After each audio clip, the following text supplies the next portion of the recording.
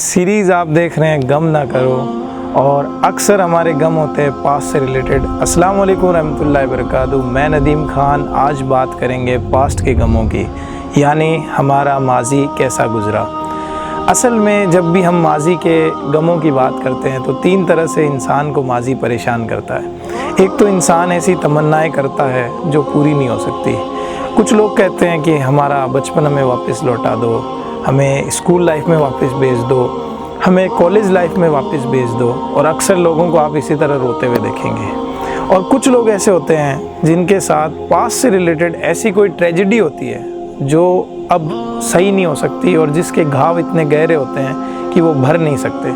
जैसे स्कूल में उसे किसी ने बुली किया हो, या कॉलेज लाइफ में किसी ने बुली किया हो, या कोई लड़की है तो उसको सेक्सुअल या वर्बल अब्यूज़ मिला हो, या किसी के साथ रेप हो गया हो, या किसी के साथ कोई बुरा हादसा हो गया हो जो वो भुला नहीं सकता। अब उसके दिल में ऐसे ज़ख्म बन गए हैं कि उनका दर्द जो है वो भरता नहीं है। और तीसरी कंडीशन ये होती है कि इंसान ने पास्ट में बहुत सारी गलतियां की होती है, और वो उन गलतियों को याद कर कर के रोता रहता है और अपने आप को परेशानी में डालता रहता है। तो आज हम बात करेंगे कि पास्ट से रिलेटेड चीज़ों को कैसे भूलें, या उनका क्या सोल्यूशन है। देखिए, कुरान ने पास्ट से जुड़ी हुई बहुत सारी बातें बताई, यानी कभी नबियों के तज़किरे हैं, कभी उन कौमों के तज़किरे हैं जिन्होंने गलतियां की, कभी उन कौमों का तज़किरा है जिन पर अज़ाब दिया गया। तो आप देखेंगे कि अल्लाह ताला ने ये सारी बातें क्यों बताई। असल मकसद जो होता है पास्ट से रिलेटेड वो ये होता है कि इंसान सबक हासिल करे। कोई ये सोल्यूशन देगा कि पास्ट की बिल्कुल भी बात मत करो, लेकिन कुरान में तो बहुत सारे नबियों का ज़िक्र है, बहुत सारी कौमों का ज़िक्र है, हमारी हर एक हदीस है हमारा पास्ट है।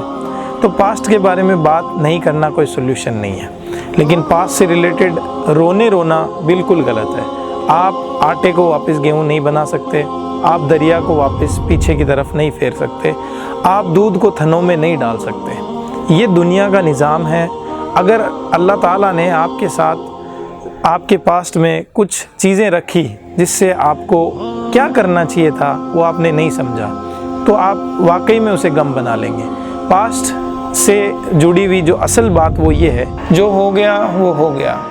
नबी सल्लल्लाहु अलैहि वसल्लम ने फरमाया कि अगर तुम्हारे साथ कुछ हो तो कभी ये मत कहो कि अगर मैं ऐसे कर लेता तो ये हो जाता, क्योंकि अगर का रास्ता शैतान को मौका दे देता है कि आपके साथ छेड़छाड़ करे, यानी आपको गम में डाल दे।